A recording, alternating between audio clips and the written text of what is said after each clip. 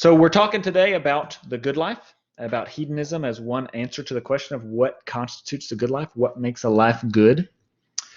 Let me talk just a little bit about why I think this is an important question. I think that we're all walking around in the world with an idea of what makes a life good. I think this is what unifies lots of our aims and desires and priorities in life. You might think, have you ever, it might not have even appeared to you, but when you make big decisions or even small decisions in life, it's because often because of the way you conceive of the good life or what makes a life good. When you choose to be close to family over taking a more high-powered job, that's because you think family is more important than career. If you choose to,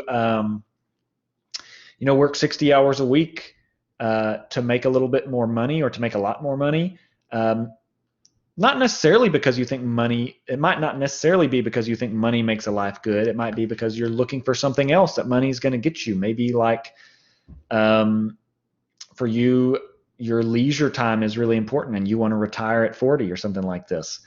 Again, it's reflecting your view of the good life, of what makes a life good, right? Having a life where you have a big chunk of time that's leisure is part of what makes a life at least best. You don't have to commit to the claim that without that a life can't even be good, but you're thinking that's what's going to make a life the best life or something like that. If you know that sort of experience, that sort of feeling of bumping up against a world or a view of the good life that is fundamentally different from yours, you understand the importance of these sorts of questions. And if you haven't, maybe you will in this section. Maybe you're a hedonist. I don't know. But these are really important questions. It's really important to figure out what living a good life is, right? Because you want to live the good life. Okay. Let me share my screen with you real quick. So today we're going to talk about hedonism. We're talking about hedonism. Broadly, we're talking about what the good life is, and hedonism is an answer to that question. Unfortunately, we don't have time to consider other answers. However, in considering the sorts of problems for hedonism, we'll kind of get at the starts of other theories, right? When we discover the kinds of things that are good but don't promote pleasure, then that'll give you a kind of sense of what could be good other than pleasure. But hedonism is a good starting point because a lot of people do think that happiness is what makes a life good. And some people mean something other than pleasure by happiness.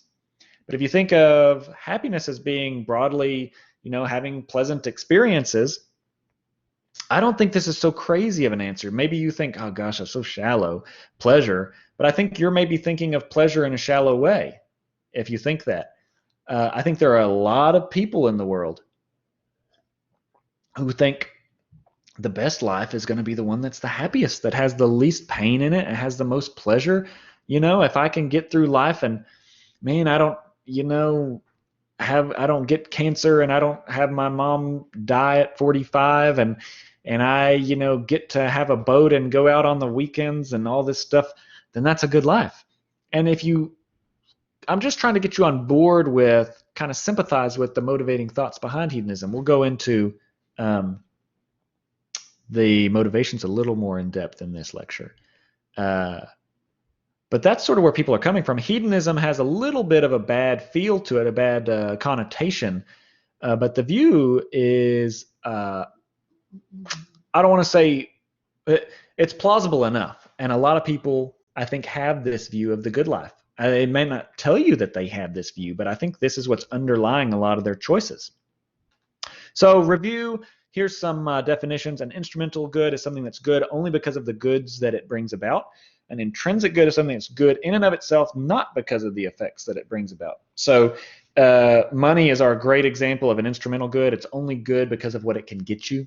It's not good if you're Scrooge McDuck diving into his pool of gold. Scrooge McDuck diving into his pool of gold. I hope y'all can still see this, or else it doesn't make any sense to you. This is from a cartoon from, gosh, I don't even know when. Here he is again. I don't know why Daffy Duck is in that one. At any rate,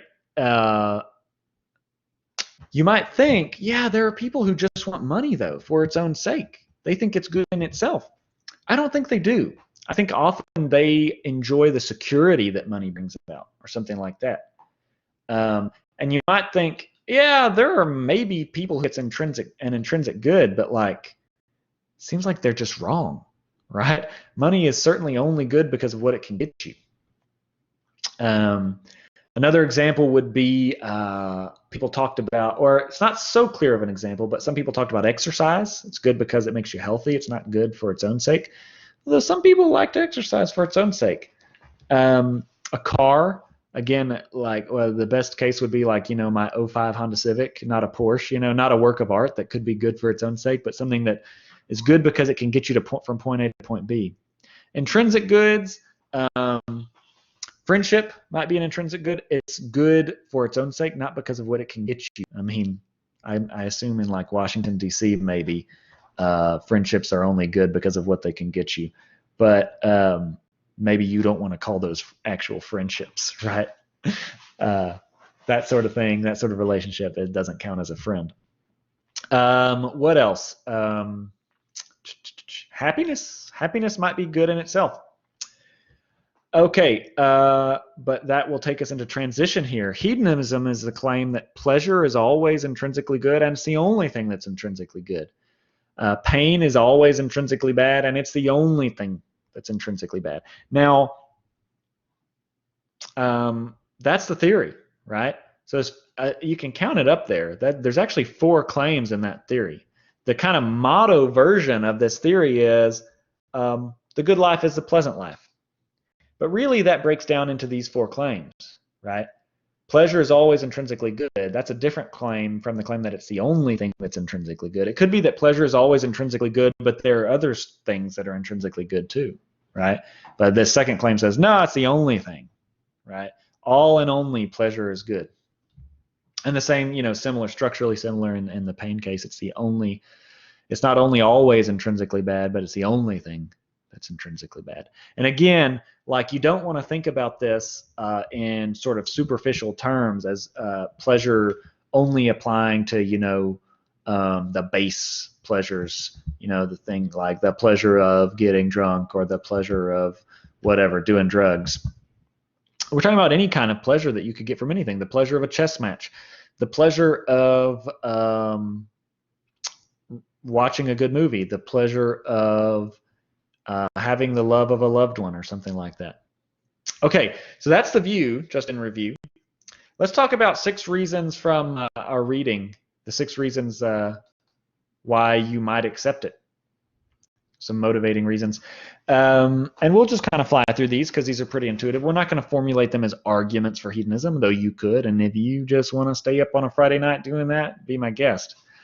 It explains why there seem to be many ways of living a good life. People take pleasure in many different things. That's the explanation. So you might think, gosh, I don't want to have a view of the good life that is overly exclusive. Maybe you do think that, though, and I'm friendly to that. But if you're one of these people that thinks, man, it looks like lots of different people can live lots of different lives and then be good, and you might have even started to get uncomfortable with my talk of the good life so far, you might think, come on, Justin.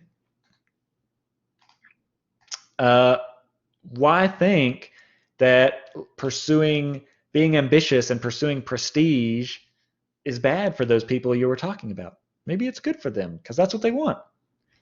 And that's precisely what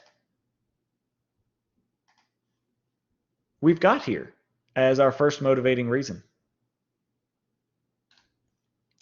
This would, if the good life is the pleasant life, then we could explain why lots of different ways of leading your life are good. Why is it good for me to prioritize my family? Well, because I take pleasure in that, maybe. Why is it good for them to pursue prestige? Oh, because that's what makes them happy, right? So whatever makes you happy. Right? And so hedonism has the tools to explain why diverse ways of living can be equally good, right? Because different people take pleasure in different things. So maybe that's a virtue. Although, on the other hand, you might think that it's an overly permissive view, right? And we'll get to that later. It might be that, well, your life isn't good just because you take pleasure in something. Okay, we'll talk about that. It entails that we have a substantial amount of control over what a good life looks like for us. There we go. Finally got it out. This seemed like a strange reason for me in the Schaefer-Landau reading. I'm not totally sure that we have. This is supposed to be because we have control over what gives us pleasure. I think that's true to some extent. I can control what I take pleasure in to some extent. Like, I made myself like coffee, right? That's an acquired taste. And I genuinely take pleasure in it now. I made myself like cigars because I thought it was cool, and it is cool. Let's just admit it. It's just cool. And I like it now. I didn't before. So I do have control over what I take pleasure in that sense. But there are certain things I take pleasure in or that I don't take pleasure in that I cannot change, right? I'm never going to like kombucha. I just cannot make myself like it. Why are all of my things like food or anyway, there are things that I really like that I can't make myself stop liking. If I decided to be a vegetarian, I would not be able to make myself stop liking meat or certain kinds of meat, like a really good, like smoked brisket or something. I could disagree with it. I could have control over that. Can I make myself stop taking pleasure in it? No. So again, we have some control over what we take pleasure in, but not complete control. So it's unclear to me to what extent this motivating reason is actually true. Okay, next, onward. This one is just straightforward. Pain clearly makes your life worse, and pleasure clearly makes it better. At least in the vast majority of cases, who's going to say that the person is better off who just contracted cancer and is suffering through chemo treatments? That clearly makes your life worse, right? And if it makes it better, it's only because of some like down the road effects, or like maybe you realize that, you know, life is more precious or something like that. But in itself, the pain itself intrinsically is bad. You would prefer not to have that if you could get the benefits of chemo without that. And pleasure, again, clearly is better.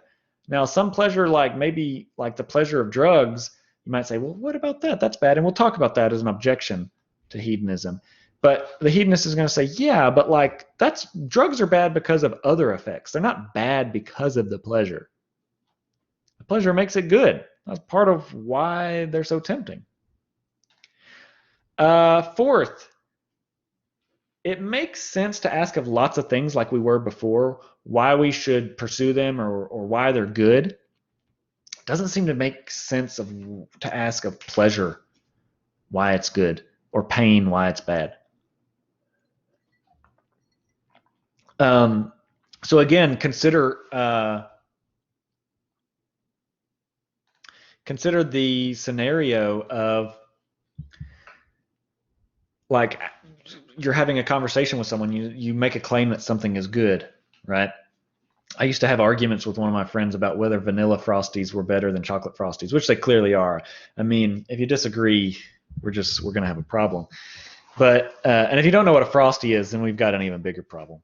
But anyway, if he said, you know, hey, why are Frosties good? And I'd say, oh, well, because, you know, that they're sweet, right? And he says, why are sweet things good? And I say, oh, I don't know, they make me happy. And he says, okay, but why is happiness good? At this point, I'm tempted to say, okay, you're like trolling me right now or something, because that's not really a meaningful question. Like, happiness just is good. There's no why of it. It just is. So there are certain things it makes sense to ask of why they're good. And so these are not great candidates for intrinsic goods. It makes sense to ask of money why it's good, what it contributes to that makes it good. But other things are just clearly intrinsically good. It doesn't make sense to ask of them why you should pursue them or why they're good. And happiness or pleasure is one of those things. Similarly, you can run the same argument with badness. It doesn't make sense. It makes sense to ask of a lot of things why they're bad, right? Why is it bad? Why is it bad to take a 10% rate on your mortgage? Makes sense to ask that question. Why is it bad to invest in, I don't know, give me some stock that's a bad idea to invest in. I don't know why my examples are financial here. But if you ask me, why is pain bad? Again, it seems like that's a stupid question. That's not a meaningful question. It just is bad.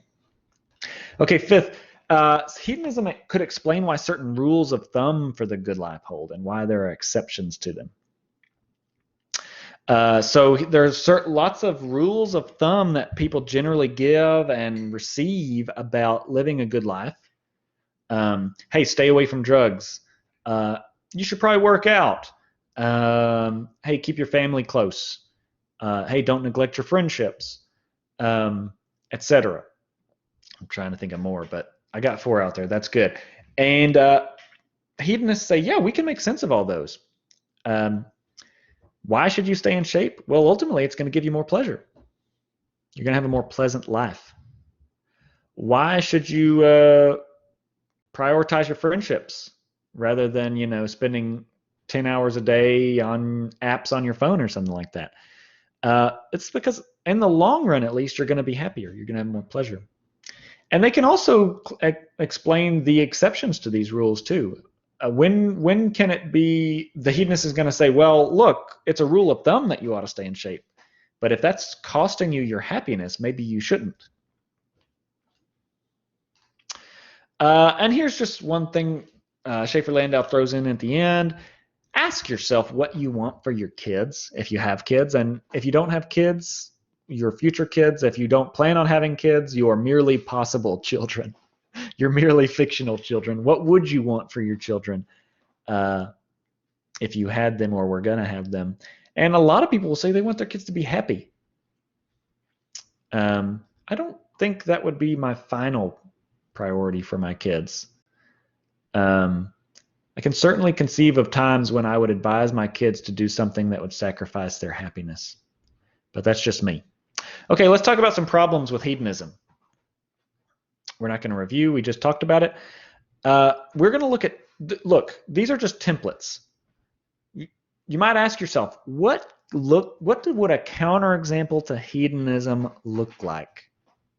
Okay. And these are not counterexamples themselves. These are giving you the conditions of what a counterexample to hedonism would look like. And if you look really closely, I'm trying to make it simple, but it looks like we've actually, I call it 2 kinds, but we've really got 4 kinds of counterexample. Hey, wait, what's going on here? Oh, that's why that number sounded familiar, because we ultimately said we had 4 claims that were part of hedonism. So take each one, and you can think of what a counterexample to that claim would look like. If you have a counterexample to any of these 4 claims, counterexample to hedonism, because hedonism is all 4 of these claims. It's not like either or, as long as you can get one of these. No, for hedonism to be true, every single one of these 4 claims has to be true. So let's look at the first one. Pleasure is always intrinsically good. What would a counterexample of that look like? Well, a pleasure that's not intrinsically good, right? What about the second one? Pleasure is the only thing that's intrinsically good. What would a counterexample to that look like? Something that's intrinsically good that's not pleasant. And again, pain is always intrinsically bad. A counterexample would be a pain that's not intrinsically bad. It's the only thing that's intrinsically bad. Again, a counterexample would be something that's intrinsically bad that's not painful. And so that's where we get these what I'm calling templates. They're not counterexamples. They're just telling you what the counterexamples would look like. So if we can get any of these 4 things, we've got a counterexample of hedonism, something that makes your life more pleasant, but not any better intrinsically. Makes your life more painful, but not any worse intrinsically. Something that makes your life intrinsically better, but not more pleasant. Or finally, something that makes your life worse, but not more painful. Okay. I'm going to talk about a counterexample based on the Truman Show. And then we'll ask which of those 4 molds it fits. If you watch The Truman Show, or if you read the Experience Machine excerpt, this is where that comes in. What you have in both cases are cases where someone is really happy. They experience lots of pleasure, but there's a falseness to it. They're not actually living the life that they think they're living. In the Experience Machine case, you're asked to imagine. It was like 3 pages, so come on. If you didn't watch The Truman Show, you had to read that. I'm currently shaming you. I hereby shame you if you didn't do one of those 2 things. In The Truman Show, I'm going to stop sharing just for variety here. What you have is a case where Truman, at least for the first part of the movie, no spoilers, is living a very pleasant life with very little pain. Pretty much only enough pain to keep it interesting. And therefore maybe more pleasurable. Very pleasant. And it's kind of a utopia, and that comes out in the movie. The designer of this set says this is the way the world should be. But he doesn't know it, but he's living a lie. Essentially, he's not actually married to the woman that he thinks he's married to, but she's a really good actor. His best friend is not actually friends with him. He's paid to be, but he's a really good actor. And so nothing comes off as false, but it all is false. And this movie will make you paranoid. And in the Experience Machine, you're able to program your experiences ahead of time, so you can program incredibly pleasant experiences, a very happy life, and then go into the machine. And you can even program it so that your memory of having gone into the machine is wiped. So there's a great movie with Arnold Schwarzenegger called Total Recall here. But these are both cases where there's lots of pleasure, you're very happy, but you're living a lie in a sense. You don't know it, but your reality is not actual reality. So would you like to sacrifice pleasure for the sake of truth? And that's what we've got in The Matrix. It doesn't happen. I mean, Truman makes the same decision. Sorry, spoiler alert. He makes the same decision at the end. Yeah, so he could have gone on living the lie, but he chose not to. And again, when Nozick is talking about the Experience Machine, he asks you the same question. Would you choose to go in the machine? You would certainly be able to live a more pleasant life. But would it be a good life? Would it be a better life? Right? And in each of these cases, a lot of people are going to say, no, I would prefer to know the truth. I prefer to live in reality rather than the simulated reality. So in this case, you'd be choosing to take the red pill rather than the blue one. And what does this tell us? What have we got a counterexample to? What kind of counterexample do we have here? I think we actually might have something that meets 2 criteria. So first, we've got something that makes someone's life more pleasant, but not intrinsically better. Maybe. So living in the illusion might fit that. So living in the illusion makes your life more pleasant. Does it make it better? No, it actually probably makes it worse if you describe the illusion in the right way. Here, but describe the same situation a different way. You've got a counterexample of the second kind, something that makes your life more painful but not worse. That is choosing the red pill. Choosing the red pill is going to make your life more painful, but you're still going to choose it because maybe knowing the truth is better than living in the illusion, even though it's more painful. Okay, so I think this one is these sorts of things are gonna fit this first pattern, or these first 2 patterns really, depending on how you describe the scenario, or whether you're looking at being in the illusion or departing from the illusion. If you're looking at being in the illusion, it's more pleasant but not better. If you're looking at being outside the illusion, it's more painful but not worse. Really, I think what we've got here, you could also talk about this fitting the second 2 patterns too. When you choose to leave the illusion, your life gets better but not more pleasant. When you stay in the illusion, your life is worse but not more painful. In fact, it's more pleasant. Okay, so really these sorts of counterexamples are counterexamples that fit all of these categories. And what the general pattern here is the general kind of motto is that sometimes we choose truth even if it's painful. Sometimes truth is valuable even when it's not pleasant. To pull this maybe into the real world a little bit and out of these Matrix-y Truman Show sci-fi examples, consider whether you were dating someone or married to someone, and you consider the possibility that they were unfaithful to you. Would you want to know if they were? Let's not say they are, but would you want to know if they were? And your life is going to be more painful for knowing, but you probably would want to know. Again, if one of your friends or kids or whatever relatives is doing something horrible, morally horrendous, would you want to know? Suppose that you are able to choose in a way that if you don't know, you'll never find out, right? Like you found a letter that you are sure is going to expose whether they are doing something morally horrendous. You don't know for sure until you open the letter. And if you don't open the letter, it'll be burned and you'll never ever see evidence one way or the other again. So you'll never know if they're doing something morally horrendous if you don't open the letter. And if you do, you'll know. Do you want to know? I think probably you want to know. Let's say you're not violating anyone's confidentiality by opening the letter too. Even though like you want to know, you're going to open that letter, even though you know your life would just be way more pleasant if you didn't. Right? And you're going to have to confront this friend, and you might lose the friendship, and you might lose all of the fun times that you could have with the friend, etc. But you still want to know, and your life would be better for knowing.